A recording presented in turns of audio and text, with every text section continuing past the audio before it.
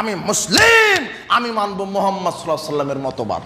ওয়াল্লাহি আল্লাহর কসম, এই ইহুদি খ্রিস্টানের বস্তা পচা মতবাদ, এই গণতন্ত্র, এই সেকুলারিজম, এই ন্যাশনালিজম, এই ক্যাপিটালিজম, এই পুঁজিবাদ, এই সমাজতন্ত্র, এই গণতন্ত্রের মাধ্যমে কোশ্চিনকালেও বিগত সরকার কেন, বর্তমান সরকার কিয়ামত পর্যন্ত যদি এই গণতান্ত্রিক পদ্ধতিতে বাংলাদেশের নেতা নির্বাচিত হয়, ওয়াল্লাহি আল্লাহর কসম লিখে নেন, কিয়ামত পর্যন্ত বাংলাদেশে কোনোদিন শান্তি প্রতিষ্ঠিত হবে না, হবে না, হবে না ইনশাআল্লাহ। বাংলাদেশে তো 95% মুসলিম, বলতে পারেন না বুকে সাহস নেই? আপনি কি কাপুরুষ হয়ে গেলেন? আপনি কি বলতে পারেন না যে বাংলাদেশে আমরা ইসলামী খেলাফা চাই?